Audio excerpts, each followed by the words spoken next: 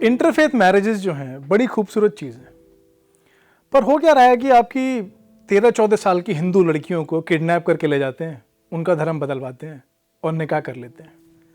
पहले तो अगर आपने किसी का धर्म बदलवाया निकाह के लिए, वो इंटरफेथ कहाँ रही, वो तो सेम फेथ मैरिज हो गई ना।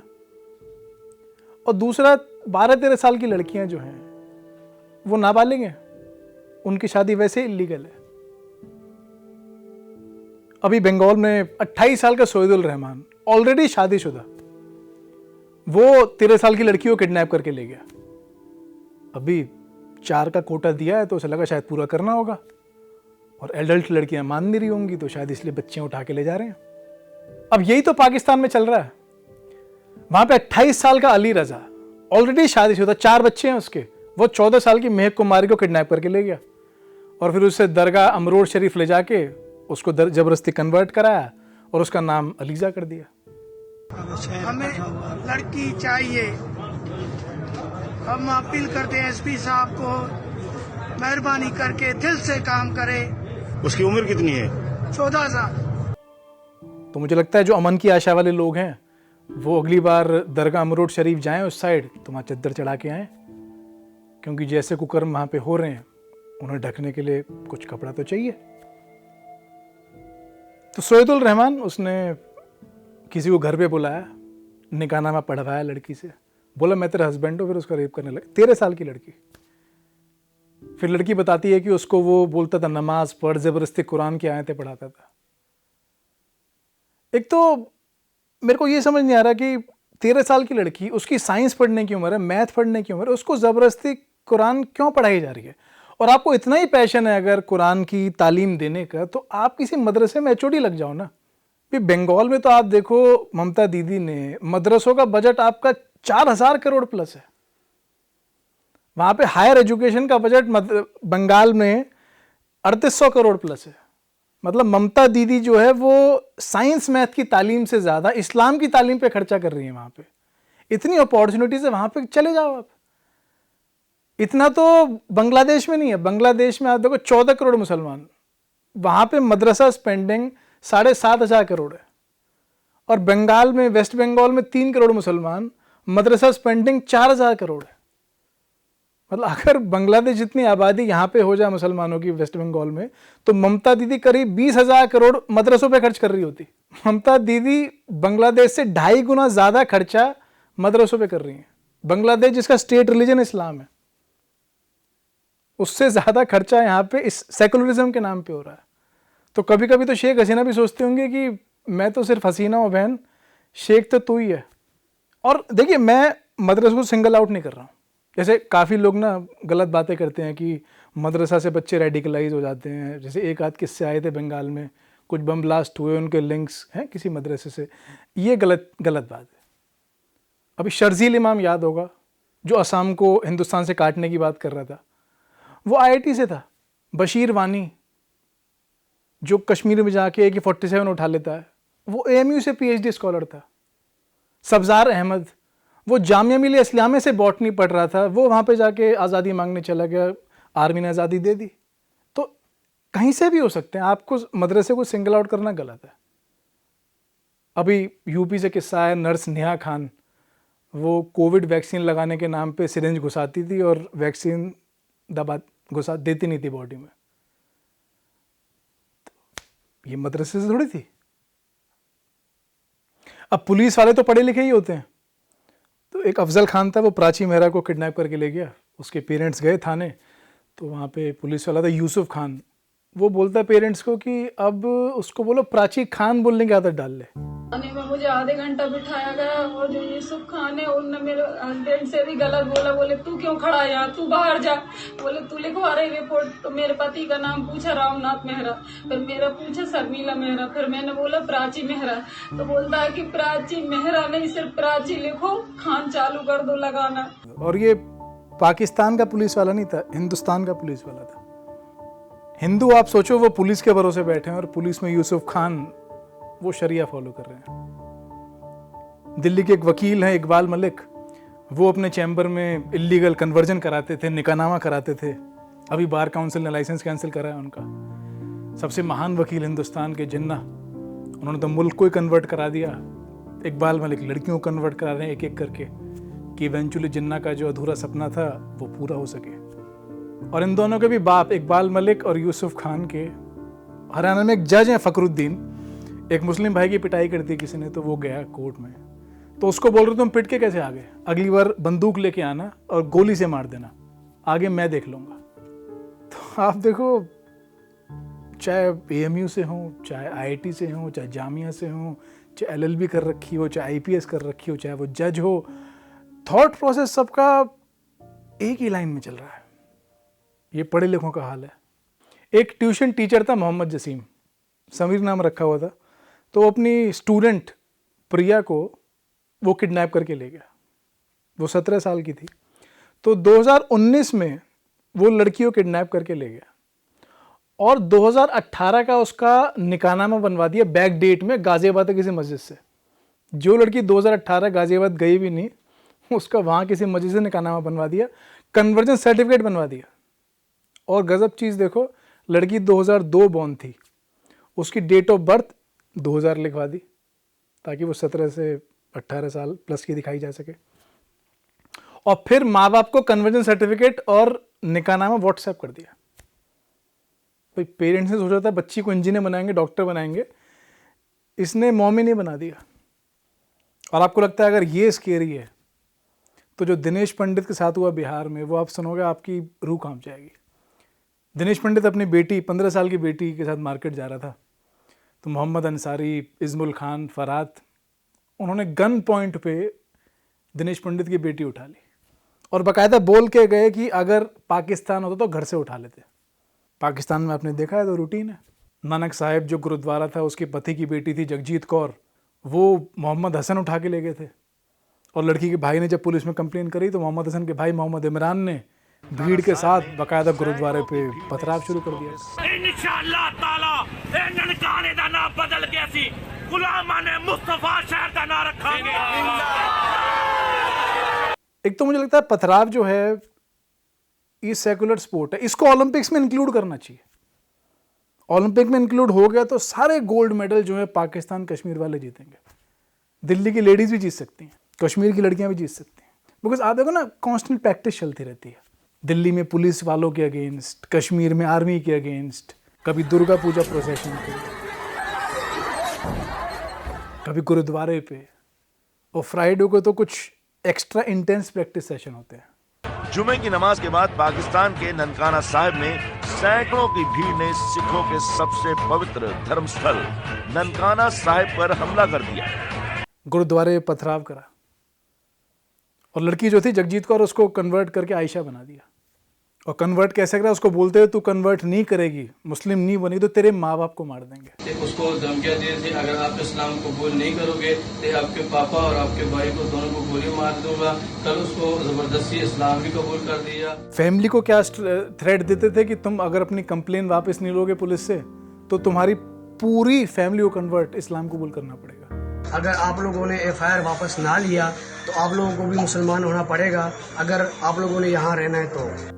और इस डर से जगजीत कौर जो है वो आयशा बन गई और बाकायदा आपको वीडियो दिखाया कि अपनी मर्जी से कन्वर्ट हुई है। बिस्मिल्लाहिर्रहमानिर्रहीम ला इलाहा इल्लल्लाहु मुहम्मदुर रसूलुल्लाह। और जिस लड़की को आप बोलोगे तेरे माँ बाप को मार देंगे, उससे आप कुछ ही करा लो।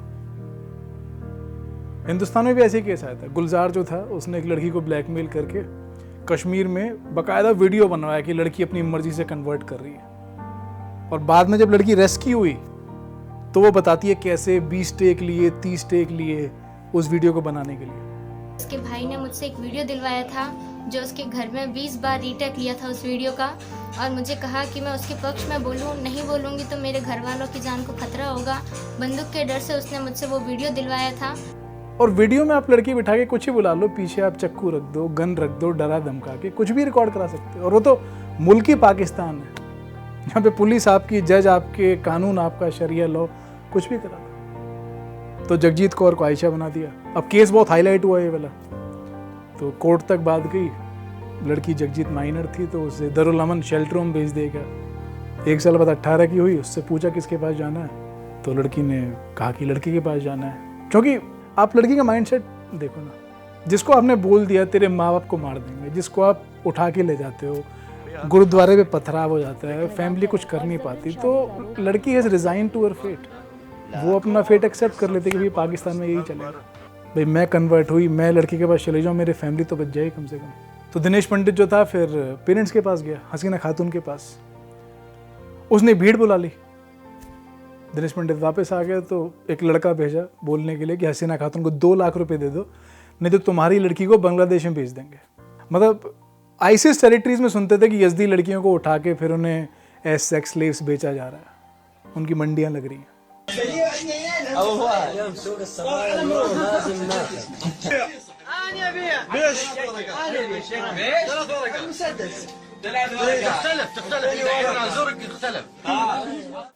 अगर मोहम्मद अंसारी, फरहाद, इस्मुल खान, अब इनकी प्लेसमेंट नहीं लगी होगी आईसिस में, तो वर्क फ्रॉम होम चल रहा है इनका भी, जो सेकुलर पैशन था वो फॉलो कर रहे हैं। तो थक हार के दिनेश पंडित पुलिस के पास गया और डीएसपी बोलता है कि लड़की अपनी मर्जी से भागी। जिस लड़की को गन पॉइंट पे उठा के ले गए हैं उसको डीएसपी बोल रहा है अपनी मर्जी से भागी है। पता नहीं कौन सा कानून पढ़ा हुआ है इन लोगों ने। अब या तो इनका हो कि यार बोल दो भागी अपनी मर्जी से, ढूंढनी पड़ेगी नहीं, हमारा काम खत्म। ये हो सकता है डीएसपी जो है वो भी लिबरल हो, सेकुलर हो, भाई उसको भी लग रहा हो कि यार इनके लिए लीगल होगा। भाई माइनर लड़की अपनी मर्जी से भी जाए, एक बार मान लो बात, माइनर लड़की अपनी मर्जी से भी जाए उसको भी किडनैपिंग कहते हैं अंडर लॉ। पर डीएसपी शायद लिबरल होगा, सेकुलर होगा, उसको लगता है शायद इनका कानून अलग होता होगा। भाई पॉलीगैमी इलीगल है पर 4 ब्याह इनको करने लीगल है, माइनर से शादी करनी इलीगल है पर इनके लिए लीगल है। तो ऐसे ही माइनर लड़की को किडनैप करना इलीगल होगा पर इनके लिए शायद लीगल होगा, हो सकता है ये सोच रही हो। पॉक्सो वाला एक्ट नहीं लगाया, चाइल्ड कमीशन इन्वॉल्व हुई, उसका डंडा था, तब जाके एक्टिव हुए, लड़की बरामद हुई है। आप सोच के देखो कल को ऊपर वाला ना करे आपकी बच्ची उठ जाती है, आपके पास क्या प्लान ऑफ एक्शन है? स्ट्रीट पावर आपके पास है नहीं, तो ले दे के आप पुलिस के पास जाओगे और पुलिस आपको बोल देगी जी आपकी लड़की अपनी मर्जी से गई है। देखो पुलिस भी हिंदुस्तान की सेकुलर है, आपको पता है कि यार कानून के हाथ बड़े लंबे होते हैं बताया जाता है, पर कानून अंधा भी होता है। और जब लड़की उठाने वाला जो है वो मोहम्मद अंसारी हो, फरहाद हो, नज़मुल खान हो, तो कानून अंधा कानून अपनी आंखों पे एक बुर्का और डाल लेता है कि कुछ ही ना दिखे बिल्कुल। दिल्ली में 13 साल की लड़की आपके आइसक्रीम खाने के लिए जाती है, 22 साल का ईदू खान उसे उठा के ले जाता है। लड़की का बाप आर्मी में ड्राइवर था, वो पुलिस के पास जाता है जी बच्ची उठ गई, पुलिस वाले बोलते हैं अपनी मर्जी से गई होगी। बाप कोर्ट जाता है, मजबूरी में कोर्ट डायरेक्शंस देता है, तो पुलिस लड़की रेस्क्यू करके लाती है और आपकी 13 साल की लड़की 3 हफ्ते प्रेग्नेंट मिलती है। उसका फर्जी निकाहनामा बनाया होता है अफसाना के नाम से, उसमें उम्र 25 साल दिखाई होती है। 3 हफ्ते प्रेग्नेंट आपकी बच्ची मिलती है। आप सोचो, और लड़की रेस्क्यू नहीं, 100 में से 99 केस में लड़की रेस्क्यू नहीं होती होगी। वहां पे फिर बेचारी बच्ची वो अफसाना बन के किसी जहांगीर को जन्म दे रही है, किसी तैमूर को दे रही है, किसी औरंगजेब को दे रही है। और यहाँ पे रेस्क्यू हो गई, 3 हफ्ते प्रेग्नेंट है, फिर आप कोर्ट में अर्जी डालो। 20 हफ्ते तक ही आपका जो है एबॉर्शन लीगल है। कोर्ट की अर्जी में आपको पता है कोर्ट कितना फास्ट काम करते हैं, वो टाइम निकल गया तो फिर यहाँ भी आपकी बच्ची को जन्म देना पड़ेगा, अपने रेपिस्ट के बच्चे को। कितने केस हैं जहाँ पे कोर्ट की डीले के चक्कर में एबॉर्शन की परमिशन नहीं मिली और बच्चियों को जन्म देना पड़ा। 13 साल की बच्ची की उम्र 25 साल लिखा दी। इतना बुरा हाल पाकिस्तान में नहीं है। वहां पे भी एक क्रिश्चियन लड़की थी आरजू, उसको जिहादी किडनैप करके ले गए। माँ को बच्ची से नहीं मिलने दिया जा रहा, 13 दिन हो गए आगे। क्या बोलूं, क्या क्रिश्चियन है, सिर्फ ये 13 साल की बच्ची को उसको फेक कन्वर्ट कराया, कन्वर्जन सर्टिफिकेट में उसकी उम्र 19 साल करी 13 से, यहाँ 13 सीधी 25 साल कर दी। 2x अलग लेवल पे चल रहा है बिल्कुल। आपको लगा वो लड़की आई तो पेरेंट्स को मिल गई होगी, नहीं। लड़की से पूछा, लड़की ने मना कर दिया पेरेंट्स के पास जाने के लिए, तो लड़की को फिर शेल्टर होम भेजा। जैसे पाकिस्तान की थी नहीं जगजीत कौर लड़की थी, उसको दारुल अमन वहाँ भेजा था, वैसे भेजा। अब फिर जब लड़की 18 की होगी उससे पूछेंगे, उसकी मर्जी, वो कह देगी मुझे ईद खान के साथ जाना तो वहां भेज देंगे। खैर उसमें तो भी टाइम है, पर आपकी बच्ची तो आपके हाथ से गई, आपके लिए तो लूज लूज प्रोपोजिशन ही। अब भी आपकी बच्ची आपके पास कहाँ है? अब इस पे बोल दिया जाएगा लड़की की चॉइस है, वो पेरेंट्स के पास नहीं जाना चाहती, वो ईद खान के पास जाना चाहती है। ये चॉइस है तो ब्रेन वॉशिंग किसे कहते हैं? आप देखो कश्मीर में 35-35 साल के लौंडे वहां जाके टेररिस्ट बन जाते हैं, उनके लिए बोलते हैं अरे इसको किसी ने ब्रेन वॉश कर दिया होगा। 35 साल के लौंडे, साले 40 साल के लौंडे, उनको ब्रेन वॉश किया जा रहा है। और 13 साल की बच्चियां, उनको ब्रेन वॉश नहीं, वो अपनी मर्जी से जा रही हैं। 35 साल के लड़कों के बारे में बोल रहे हैं अरे वो उन्होंने किताब मिस इंटरप्रेट कर ली होगी भैया। 13 साल की बच्ची, उसको वो भाषा ही पढ़नी नहीं आती जिसमें कन्वर्जन सर्टिफिकेट होता है, जिसमें निकाहनामा होता है, वो अपनी चॉइस से वो सब कर रही है। और ये आइसोलेटेड इंसिडेंट नहीं है, और ऐसा भी नहीं है कि ये ऑफ द कफ हो रहा है, मतलब रैंडम केस। इसके पीछे प्रॉपर बाकायदा एक इंटेलेक्चुअल माइट है। केरला में आपका स्कूल है पीस इंटरनेशनल स्कूल, जिस स्कूल के नाम में पीस है आप समझ सकते हो वो किसका होगा और वहाँ पे किस तरह की एक्टिविटीज चल रही हो। MM अकबर का वो स्कूल था, और वहाँ 2nd क्लास के बच्चों को कन्वर्ट कराना सिखाया जा रहा था। वहाँ पे सवाल दिए जा रहे थे कि अगर आपकी कोई फ्रेंड है एडम, सुजैन, वो कन्वर्ट करके इस्लाम कबूल करना चाहते हैं तो आप उन्हें क्या एडवाइस दोगे 2nd क्लास के बच्चों को? और एडवाइस में ऑप्शन क्या दी जा रही हैं कि आप उसे बोलोगे वो अपने घर से भाग के इस्लाम कबूल कर लें, क्योंकि पेरेंट्स तो मुस्लिम है नहीं तो वो समझेंगे नहीं। आप उसे बोलो कि वो हलाल चिकन खाए, उसे बोलो रिलीजियस सिंबल ना, अपने क्रॉस ना पहने, रिलीजियस सिंबल ना पहने, अपना नाम बदल के अहमद कर ले, सारा कर ले। ये CBSE एफिलेटेड स्कूल में पढ़ाया जा रहा है। हिंदुस्तान में पार्टीशन के 70 साल बाद CBSE स्कूल में जिहाद पढ़ाया जा रहा है। स्कूल की टीचर थी मरीन, उसकी ISIS में प्लेसमेंट लग गई, जिसका CEO बगदादी। ISIS जो लोग नहीं जानते, सबसे सेकुलर ऑर्गेनाइजेशन है वर्ल्ड की, इंटरनेशनल सेकुलर स्क्वाड। स्कूल का जो PR संभालता था अब्दुल रशीद, उसकी भी ISIS में प्लेसमेंट हो गई। तो आप देखो माइनर लड़कियां अगवा करके ज़बरदस्ती उन्हें कन्वर्ट कराया जा रहा है, और माइनॉरिटी को अपीज करने के चक्कर में पत्रकार चुप रहते हैं। और मैं कहता हूँ उनकी छोड़ो, उनकी मजबूरियां हैं। हम एज अ सोसाइटी अगर हम पॉलिटिकल करेक्टनेस के चलते हमारी बहन बेटियों के जबरदस्ती धर्मांतरण पे चुप हैं, तो हम किस बात की तो राखी बंधवाते हैं, किस बात की भैया दूज मनाते हैं, किस बात का फादर्स डे मनाते हैं। और अगर हिंदू लड़कियों की फोर्स्ड कन्वर्जेंस पे बात करने से हिंदुस्तान का सेकुलर फैब्रिक खतरे में आता है, तो भट्टी में डालो ऐसा सेकुलर फैब्रिक, बिकॉज ये सेकुलर फैब्रिक नहीं है, हमारी बच्चियों का कफन है। बताओ जी मैं कहाँ जाऊँ जी, मेरी कोई सुनवाई नहीं करता जी, मेरी लड़की बेचारी। एक माँ को बच्ची से नहीं मिलने दिया जा रहा, 13 दिन हो गए आगे। क्या बोलूं, क्या क्रिश्चियन है सिर्फ ये 13 साल की बच्ची को। हम कमरा ने कौन सा काम कर रहा था, हमारे 7 दिन हो गई, लड़की नहीं मिली, हम कहाँ जावे, किसके पास जावे? दिल्ली में क्यों नहीं जाना, मारा हुआ नहीं तो क्या करेंगे।